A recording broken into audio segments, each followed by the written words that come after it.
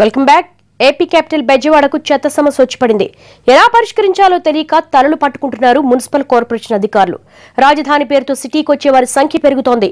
దాంతో పాటే చెత్త కూడా ఎక్కువ అవుతోంది. దీనిపై ఇప్పుడే ఖచ్చితమైన నిర్ణయం తీసుకోకుంటే ముందు ముందు విజయవాడ కంపు నగరంగా మారిపోయే ప్రమాదం ఉందన్న ఆందోళన పెరుగుతోంది. బెజవాడ కార్పొరేషన్ గా మారి 25 ఏళ్లైంది. కానీ ఇంతవరకు చెత్త నిర్వహణ కోసం డంపింగ్ యార్డ్ లేదు. ఇప్పుడు ఏర్పాటు చేద్దామన్నా దరిదాపుల్లో ఎక్కడా సరిపోయిన ప్రభుత్వ స్థలాలు లేవు. కోట్లు పెట్టి ప్రైవేట్ స్థలాలు కొనే పరిస్థితి లేదు. ఎక్కడ డంపింగ్ యార్డ్ పెట్టాలన్నా స్థానికుల నుంచి తీవ్ర వ్యతిరేకత. ఇది 25 ఏళ్ల నిర్లక్ష్యానికి ప్రతిఫలం. సిటీ శివారులో ఉన్న అజిత్ సింగ్ నగర్లో ఇప్పుడు చెత్తను డంపింగ్ చేస్తున్నారు. ప్రైవేట్ భాగస్వామ్యంలో అక్కడే ఎనర్జీ ప్లాంట్ పెట్టి విద్యుత్ తయారు చేసేందుకు గతంలో ప్రయత్నించిన కార్పొరేషన్ అధికారులు అటర్ ఫ్లాప్ అయ్యారు. అప్పటి నుండి డంపింగ్ యార్డ్ స్థలం కోసం అన్వేషణ జరుగుతూనే ఉంది. ఇంతవరకు అది కొలిక్కి రాలేదు. ఇప్పుడు రాజధానిగా మారటం, రద్దీ పెరగడంతో చెత్త సమస్య పెరుగుతోంది. ఇదే ఇప్పుడు అధికార యంత్రాంగాన్ని ఉక్కిరిబిక్కిరి చేస్తోంది. డంపింగ్ యార్డ్ స్థల సేకరణ కోసం 2006లో 9 కోట్ల రూపాయలను కలెక్టర్ ఖాతాలోకి మళ్లించారు. ఇప్పుడు అసలు ఆ 9 కోట్లు ఏమయ్యాయో కూడా తెలియని పరిస్థితి నెలకొంది. చెత్త పారేయడానికి ఒక డంపింగ్ యార్డ్ కూడా లేకపోవడం చాలా దురదృష్టకరం. చెత్త ఎక్కడేయాలో తెలియని పరిస్థితిగా ఉంది.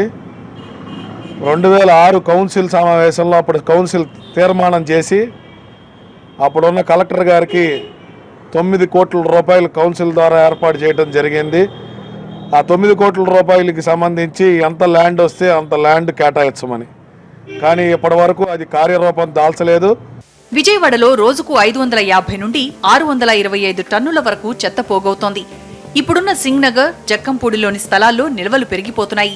దీంతో తడిపొడి చెత్తను వేరుగా సేకరించి వర్మీ కంపోస్ట్ ప్లాంట్ల ద్వారా ఎరువు తయారు చేసే యోచనలో ఉన్నారు అధికారులు. ఇప్పటికే ఈ తరహా ప్లాంట్లు 21 ఉండగా కేవలం 2 పనిచేస్తున్నాయి.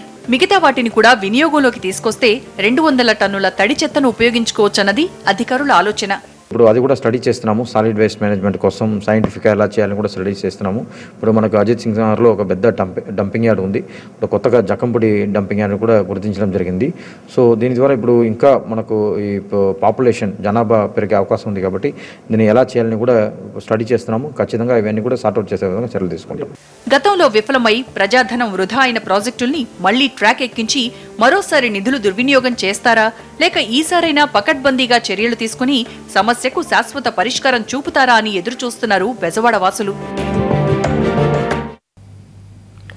హైవే పనులు పూర్తయ్యాయి. వాహనాలు రయ్యి రయ్యమని దూసుకుపోతున్నాయి. మరో షార్ట్